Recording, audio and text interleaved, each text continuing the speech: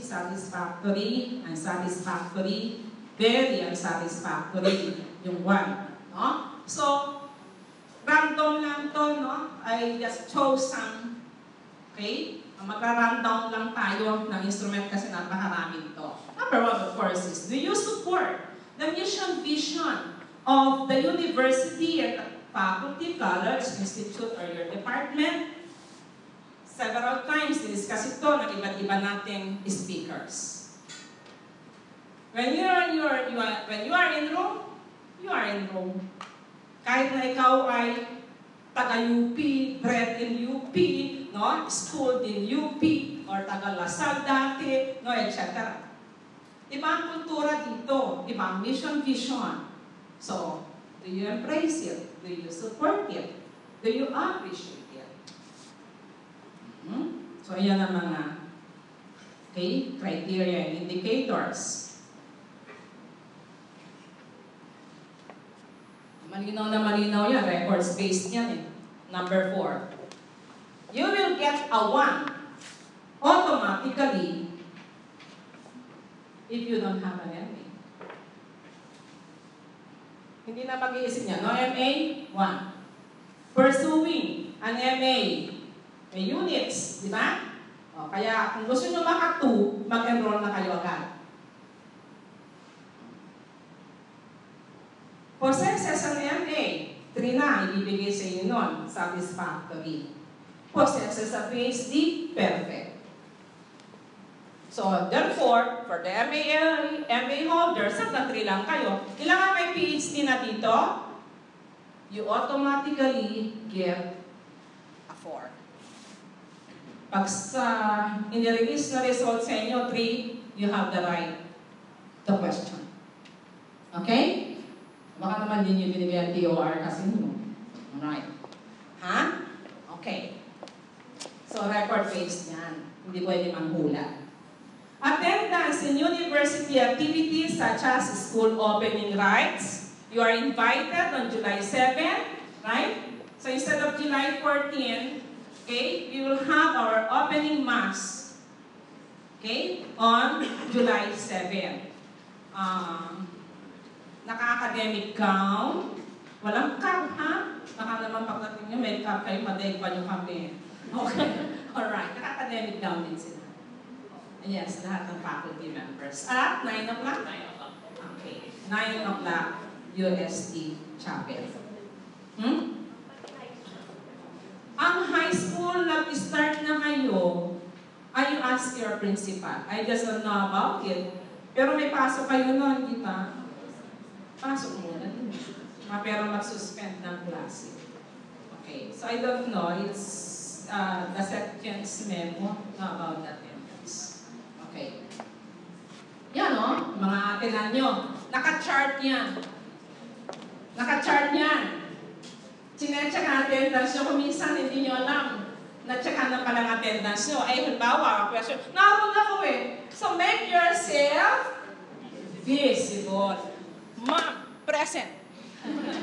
Tapos siguraduhin nyo, nalista kayo. Ma'am, baka naman nga. Gahaman ka naman sa attendance. Sabi ni Dr. Fernandez eh, it matters. Okay. Kasi pag sabi, sige, tapos nagkalimutan na. No, there is one assigned per college not to do that, at work. Okay? And you keep your own record. I suggest you keep your own because these are records. Para pag nagka-question na, ganda ako ito eh. Wala ako naman signature yan na. Anyway, there are ways on how to. Baka ikaw mismo nakalimutan mo umattend ka pala dyan, no? General convocations, sinususpend ka sa mga klase dyan, no? Baccalaureate mass, dangal ng UST. Imagine pati paskuhan. Masaya yan.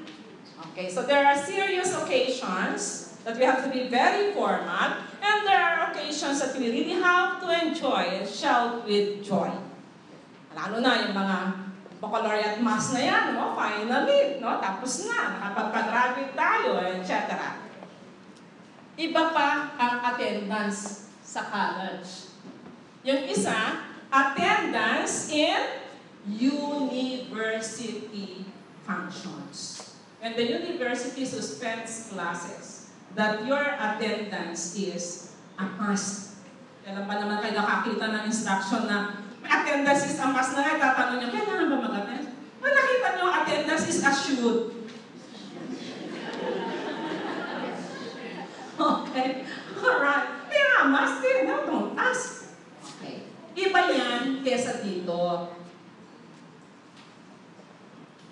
Attendance in faculty, college, institute, department. May mga activities din yan na dapat nyo attendan. Like general faculty meetings, retreats, every year yan, seminars, so you are sent to attend, graduation, organized by the faculty college.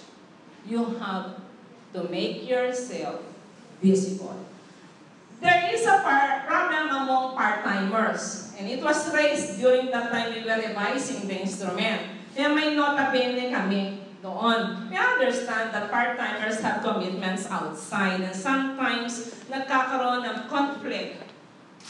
Okay?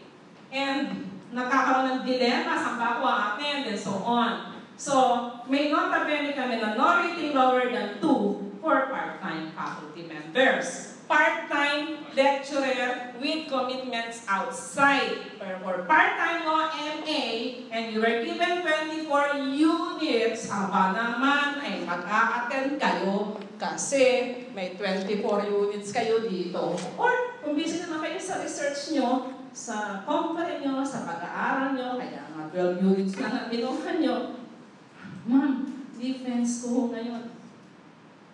Yun naman ay nakukuha sa magandang usapan. Just inform. The delicadeza of informing and asking permission. Nipigla na lang kayo nawala. Kakabago ba ako nito? Abusado. Ha? Kung na may pagsasabi lang. Kung gusto nyo in writing, kung gusto nyo personal, mas mabuti in writing para may katibayan. Tip din yun. Diba? Sa mga nanay nyo, sa mga tatay nyo, nagpapaalam kayo. Sabi nga, nanay, tatay na rin yung mga teens, nagpapaalam kayo. Professionalism. Okay? Yan. Including proctoring. Kasi minsan, na-proctoring na, nagpapa-proxy na, etc. So, no absence. 4. Pag talagang complete ang attendance nyo, it's easy to get 4.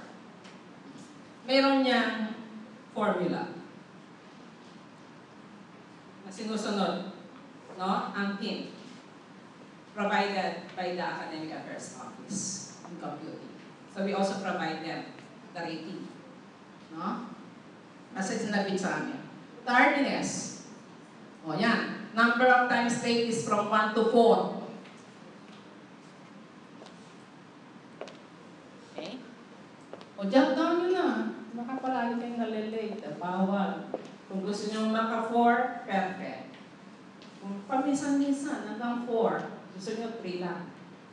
Record space niyan. Yan ang parehong-pareho. Ang rating na ibibigay sa inyo ng team at ng council. And then meron din dyan ang ad hoc. 1, 10 pesos kayo na late. And it's documented.